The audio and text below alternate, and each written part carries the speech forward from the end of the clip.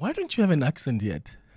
Which accent do you want me to have? American accent. I mean, people go to America for 2 weeks and they come back. I've always thought of Can I have a napkin? I've always thought of doing that. I've always wanted to come and be like, hey, it's so good to be back in South Africa. And, I just want to say, Clement, Clement. Man, can I just say, Dumelang, everybody at home. I'm just having such a great time back home. This is always where I'm from. And, Abu Mama, they just, Abu Baba, just everyone out there, I mean, are you deliberate about it? Were you like... No, but my accent. So, okay, I do know this. I have noticed that your accent slips when you're in another place for a long time. Yeah. But if you want it to be, it is your accent. Yeah. Do you know what I'm saying? Yeah. So, Mina, when I'm in New York and when I'm there for a long time and I don't see my friends from South Africa, my accent can slip a little bit. Like I've noticed sometimes I can say there and the r is too long, but the rest of the sentence is South African. But otherwise, I mean, this is how I speak. Yeah, and this is how you've always. Yeah, this is how I speak.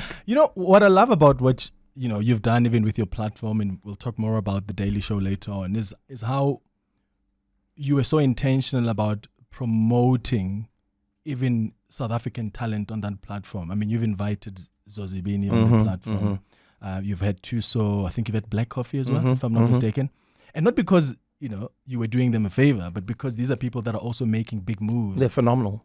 What did that mean for you to share that big stage with these brothers and sisters from South Africa? It means everything, I remember Black Coffee when he was just blowing up in SA in certain areas.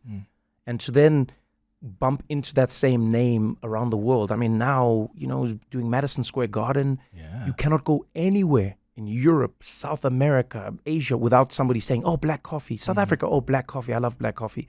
That's amazing.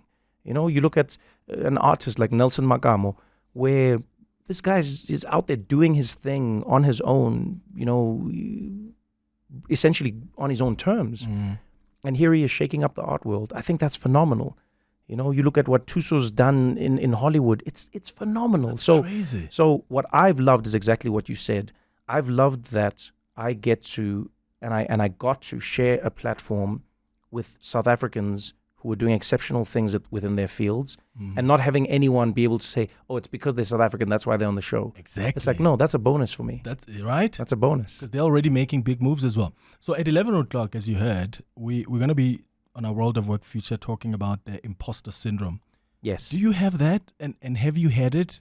I mean, when you took over the Daily Show, such a big show, when you did the White House Correspondents' Dinner, which I incredibly enjoyed your set. Thank you. Before Joe Biden made the address, you've hosted the Grammys. I can go on and on. Have you ever had the imposter syndrome? Definitely. Because I think we take for granted what imposter syndrome is. Yeah. I think what we don't understand is because we are so far removed from the work product, because we're so far removed from the process, we oftentimes do not know the inner workings of anyone that we appreciate. You watch your favorite football players, people like Lionel Messi. I remember discovering that there were many games that Lionel Messi would throw up before. He would just, they said that he would throw up. All his teammates would talk about this. And you go, why? And they said, we don't know if he was very nervous, but he's Lionel Messi. Yeah. You'll hear about famous, like some of the best musicians in the world. And before they go on stage, they're having small, minor panic attacks before they walk out onto that stage. Yeah. I think we take for granted how disconnected we are from the process. And so what then happens to us is we can find ourselves in those situations.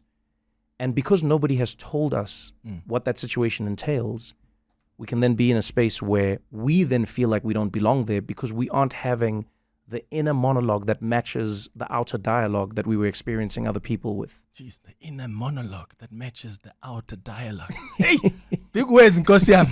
I know, come on. You're with Clement Manyathela. 702.